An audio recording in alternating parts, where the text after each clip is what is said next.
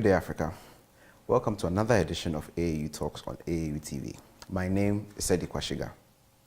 You can follow us on our Facebook page and our YouTube channel at the Association of African Universities. In today's edition, we'll be discussing the commercialization of research in the Sudan.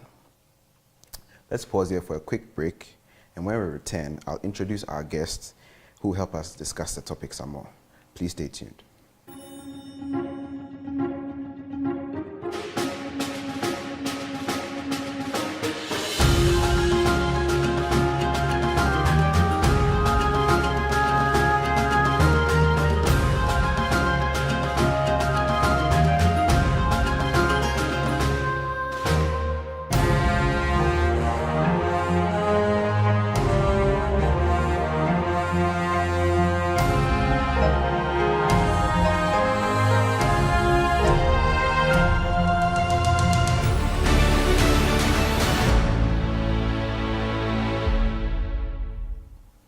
Welcome back from that short break. As I mentioned before we went on the break, we are discussing the commercialization of research in the Sudan. And I have here with me Intisar Sugairon, who is the Dean of the Deanship for Scientific Research at the University of Khartoum. She's an archaeologist by profession and is a member of the archaeology department here at the University of Khartoum. Welcome to AAU Talks, ma'am. You're welcome, thank you. Okay, so to begin with, can you just tell us what the state of research is here in the Sudan?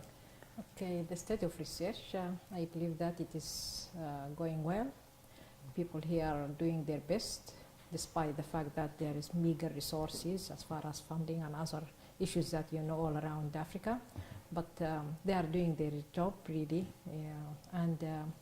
Since I took this position in 2016, October, something like this, I started realizing that there are a lot of research that is going on in the University of Khartoum, and which people do not know about it. So I can say that, yes, it's in a good state, and maybe later when we discuss other issues, I can show you how these researches are going on. Okay, so this research that's being done, is it being done by faculty members or the students, either postgraduates, first degree students, diploma? Who is doing this research? Who is doing this research? Okay, this is a good question. Now we have, of course, master and PhD students that are doing researches with their supervisors. But beside that, this is what we can say about postgraduate studies about the master and PhD researches. But at the same time, there are individual researches that is going on by staff members, assistant professors, associate professors, or full professors. They are all involved in doing research. Now, I can say that part of the research that is going on, part of the research that is going on now is a mixture between the graduate students and the staff members. But generally, yes, it's true that we are having really good job that is doing by the staff members. So, is the bulk of the research being done in the Sudan by academics, or are there private research institutions that are also contributing to the research being done? Yes, now we have, we can say not private, but here, for example, in the University of Khartoum, we have some centers of excellence who are carrying serious researches. We have also chairs of different disciplines, chair of archaeology, chair of bioethics, chair of mycetoma, and all these topics. And yes, it is. I can say that it is a sort of cooperation between these centers and between the faculties. And you will see later that it's also between the University of Khartoum and other universities in the region, and other universities inside Khartoum as well. So, do you believe the notion that research is important to development of any country? Yes, it is very important. It is through the research that you can develop any country. You can develop the economy, the socio-economic life of the people, the technology, how people can use different technologies to improve, for example, in agriculture, in cattle breeding, and all other disciplines. It's not only in medicine or in for example, in other disciplines like science, like physics, like chemistry. No, I mean it is in all aspects of life that it will help to improve the life of the people, especially for the poor. Okay. So most African scholars and academics tend to publish their research findings in journals rather than find ways to commercialize them.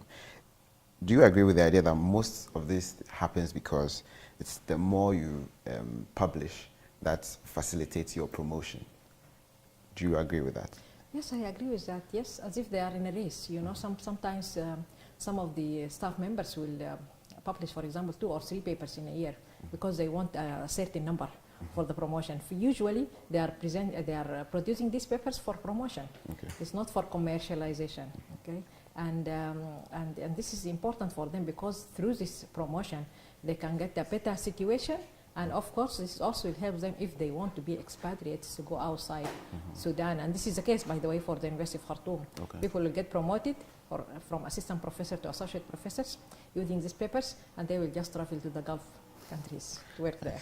Okay, so should that change? Should promotions not be based on the papers published, or what do you think we can do about this? There's no way to be changed. You have to publish and you have to do also administration work. There are 3 criteria, it's not only the publication. Okay. So there is administration work, and there are also the teaching, also load, and the supervision of postgraduate students. Okay. All these are taken into consideration. So Okay. it is not only the publication of papers. Okay. So do you accept the idea that Africa has not developed because of the lack of research, exploitation, and commercialization? It is the lack of commercializations, but not the scientific research in itself. Okay. People are doing scientific research in very, very, very sad conditions, if I may say. Okay. And they have meager resources, and even with these meager resources, they are doing their best to produce something. Okay. So do we need to find alternative means of funding this research?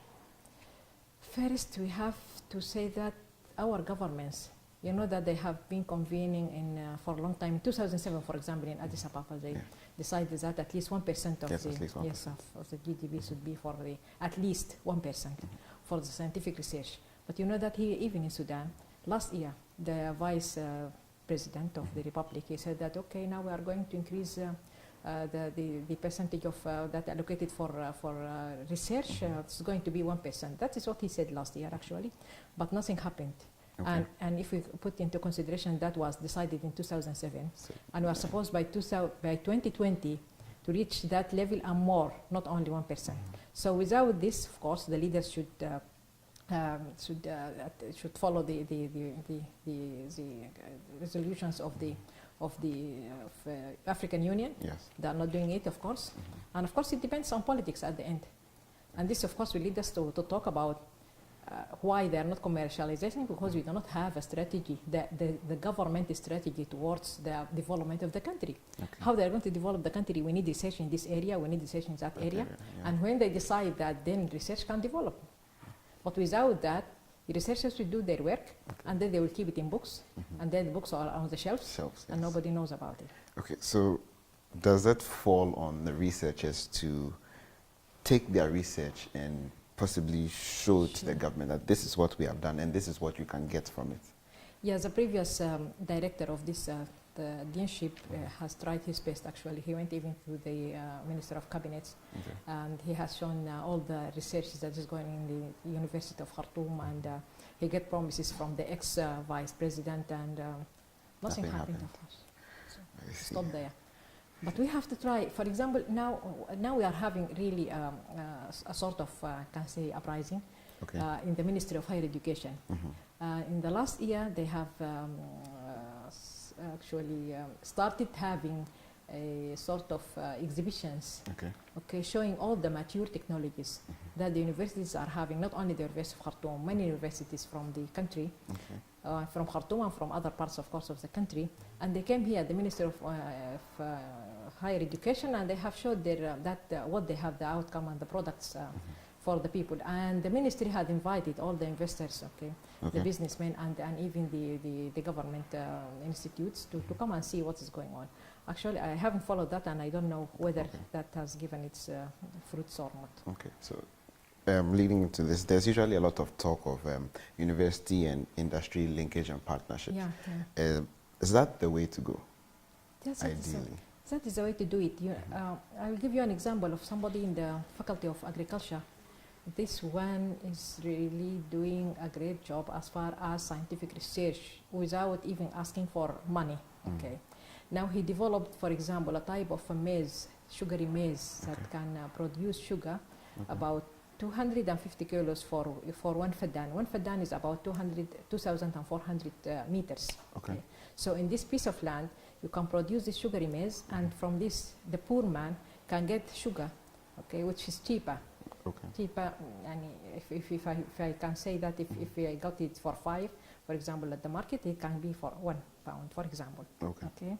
So this one is an example of how people are really doing their scientific research, and how this can help, to alleviate the poverty from the country. Okay. So how to commercialize that? I talked to some of the businessmen.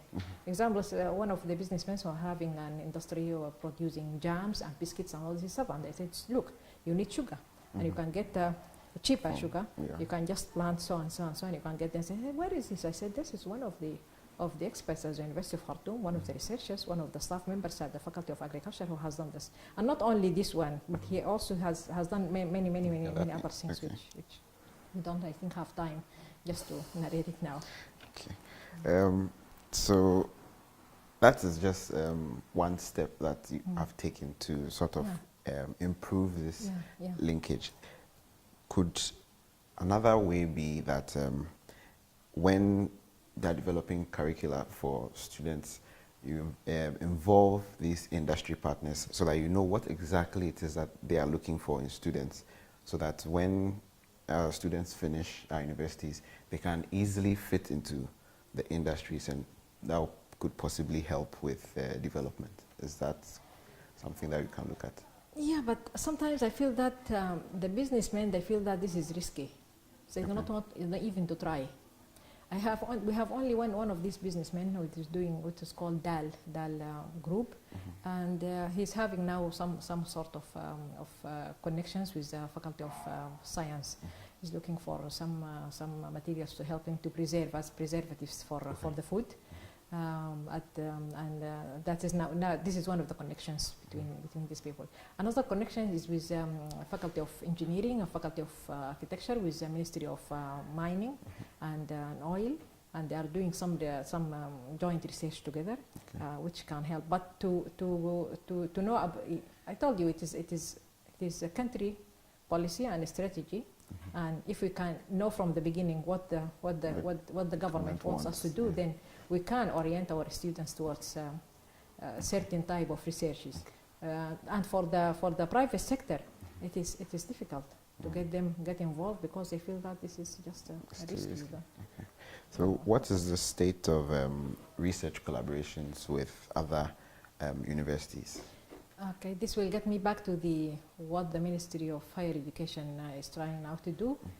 Since 2014, the ex-Minister of Higher Education, Dr. Sumaya, she announced that they are going to fund research, and actually that was a great step towards the development of research in Sudan generally. She managed actually to get the money to fund these researches, but the first condition that has been put straightforward is to be first interdisciplinary, and second to be with other universities in the country. So and that was really good. Now people are having researches going on between University of Khartoum, for example, University of Fashir in Darfur, University of Jazeera in Central Sudan, and all these areas. So this is one step, but we believe that if we can extend this to go to other countries in Africa, that would be great, because we are having, of course, frontiers together. We're having people moving, actually, especially for a country like Sudan, which is very big, despite the fact of southern Sudan. Still, it is a big country, and people are moving from east to west. This movement, which has not been recognized actually by people a long time ago, they believe that the movement is along the Nile, north and south, but the real movement was east and west. East and west bring people. And as I said, that when the people come here, they would add more, of course, to the mosaic of the cultural mosaic of the country. But at the same time, some of them would come with their animals. moving from far West Africa, reaching Sudan with their animals, and these animals might carry with it some, for example, in their hoofs, for example, they can carry some of diseases or whatever. And so we have really an areas of collaboration that we can work it together. Now, a good example is the Center of Water Research Center at the Faculty of Engineering. They are doing a good job with the Nile Basin countries. And now they're having their second meeting for water diplomacy, which is very important when you look at the water and the issue of the Nile and all this thorny question of who owns what and who gets what. So this is a good example. The Mystoma Center, which for the Faculty of Medicine. Again, this is having good relations with Eritrea, with Benin, with Chad, with other countries, because they are dealing with the disease that is spread along this savanna belt from far West Africa and up to Sudan and even to India. So this is type of research that can extend our research from local to regional, and of course for international, they are having their good relations with other countries. Okay, viewers, we are discussing research commercialization in the Sudan, specifically the University of Khartoum, and we have Ms. Intisar Sugairon, who is the Dean of the Deanship for Scientific Research at the University of Khartoum, who is helping us to understand some of the dynamics that are involved in commercialization of research. So at this point, we'll take a break and we'll return shortly and finish the discussion. Please stay tuned. The University of Khartoum is the oldest university in Sudan. It has a lot of faculties, and this includes the Science Faculty. The Science Faculty has a lot of facilities, and among them is the Microbial Culture Collection Unit, MCCU. The MCCU has two sub-units, namely the Molecular Biology and the Microbiology units. The Microbiology unit consists of the Culture Room and the Microbiology Lab. The Microbiology Lab is well equipped with state-of-the-art facilities to conduct analysis on bacteria and other microbes. The bacteria then sent to the culture room for incubation based on two temperatures, that is, the cold and the room temperature. There is also a freeze dryer that converts bacteria into powdery forms to be stored over time. The Molecular Biology unit is where DNAs are extracted using equipment such as microwaves. Other facilities of the unit include a sterilization room, where all equipment used in the unit are sterilized. It is also where the microbes used in the various experiments are killed. A cold room, where samples such as DNA and media are kept, as well as a meeting room where seminars and experiments are done.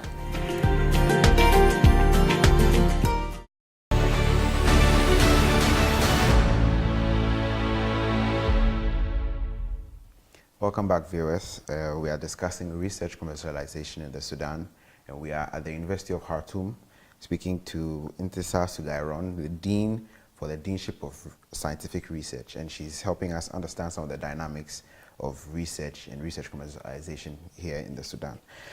Okay, so Sugairon, to continue, research usually has, the aim of research is to come out with some findings and some information. How is this information being protected? Are there any patents or copyrights that you have as an institute to protect the intellectual property that you are coming up with? Okay, for the Sudan, yes, we have patent, we have intellectual property. People who ever done any one of these outcomes or the products of the research, they can just go and register it. And we have here a body that where people can register these patents. Yes, and I can refer here also to the Pan-African Intellectual Property Organization. This is also one of the outcomes of the 2007 meeting in Addis Ababa. Yeah, which but actually it has come to light in 2016 only. That's a long time. Yes, it's a long time, but at the end it is there now. It is now on the site of the African Union. Okay. Okay. So for these findings that you come up with, how well is this information being disseminated? Okay. Most of them usually in conferences, workshops, inside and outside. Okay. But mainly it is outside the country. Most of the staffs will go to different countries, whether in Africa or in Asia or in Europe or the Americas, to present their talks according to the different scientific conferences. That is one thing. And the other thing, of course, the publication. And this is one, of course, of the thorny issues, again, when we look at these predatory journals, that is now, you can find it in your email every day. You'll find 6 or 10 of these asking me to publish, for example. So problem of predatory journals and the problem of this headache of impact factor and citation and all these things. We are trying here in the University of Khartoum at least to help to show them which ones are the predatory journals. We organized 2 seminars for the people, and now some of the staff will come back and ask if we have an idea about this journal or that journal, whether to publish in it or not. So this is sort of a healthy, gesture that people are going on the right track. That is one thing. The other thing is that for other publications, it's difficult, to pay. They need money. $200 at least is a lot of money into Sudan today. Okay, a long time ago it wasn't the money, but now it's a lot of money. And the university cannot, of course, pay for its staff. Yes, for each one to publish at least one in one of these journals. Again, the African Union, I think after that meeting, they have issued a sort of a mega journal, something like this, and it is to help the people here from Africa, the Africans, to publish and to have in a good, reputable journal. So if we can go a step forward towards this generalization, even here within the University of Khartoum, I have been holding meetings with the editors of the more than 16 journals in the University of Khartoum. I told them that we need to have at least 4, just 4 magazines, and we can help this, and we can make it, international journals. Yes. To give it recognition, international, to be recognized internationally, all these things. But they don't want to. Everyone will say, "Oh no, this magazine is one of the oldest. How do you want me to forget about the title of it or the name of it, and then you want me to have it, for example, within humanities and social sciences, and to dissolve it into that name?" No, we don't agree. So even within the country here, within the university itself, we are having problem of getting the people together to get just 4 reputable magazines. Now imagine if we ask them that, okay, now we want to add more, to have it in the region, for example, East Africa, for example, region, or all over Africa. Anyway, it is difficult, but people have to try. You will find some resistance at the beginning, but then people would accept it as the end. Okay. So with the University of Khartoum being the oldest university in the Republic, and seeming to have a fairly strong standing when it comes to research, do you have any programs for mentoring these smaller universities in the ways of research and the dissemination of research? Yeah. We here for our deanship, we also held 3 workshops for people from other universities here in Sudan. And besides having a partnership with them as far as conducting the research itself, for example, one of these researches, like in archaeology, I'm talking a lot about archaeology, it's my discipline, But anyway, for archaeology, for example, in the chair of archaeology, we are having 3 projects.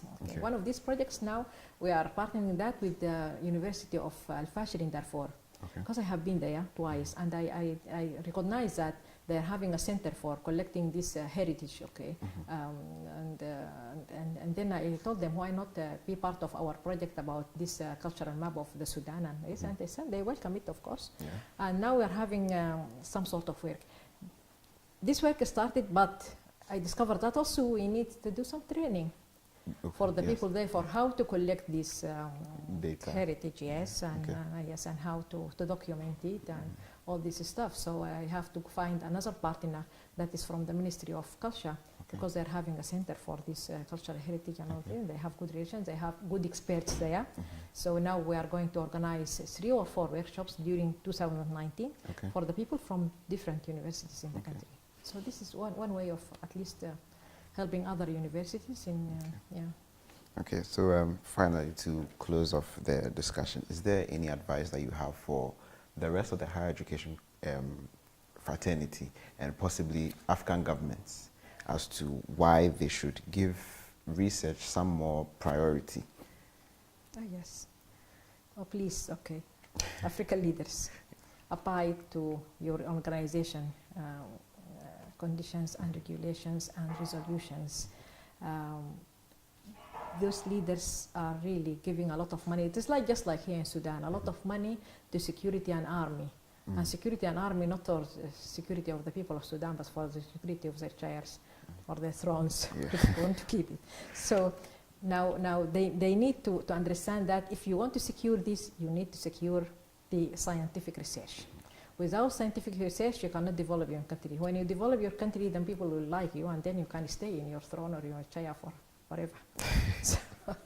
So this is one of the important things, really. It is important because if these people can change the institution, the constitution, just to stay longer for some time more, how can we trust them that they are going to abide for resolutions coming or for decisions coming from the African Union? Okay, so I don't know how we can make it, but this is a real problem, and this is the main problem actually of scientific research, whether in Sudan or in other African countries. Yeah. Okay. Okay, viewers, we have come to the end of another episode of AAU Talks. We're looking at research commercialization in the Sudan, and we're at the University of Khartoum speaking to Insita Sugairon, who is the Dean for the Deanship of Scientific Research at the University of Khartoum. She is an archaeologist by profession, and she's a member of the Faculty of Archaeology. I hope you have enjoyed this discussion and you have learned something. I know I have, and I ask that you please stay tuned and enjoy the rest of our programming. Thank you.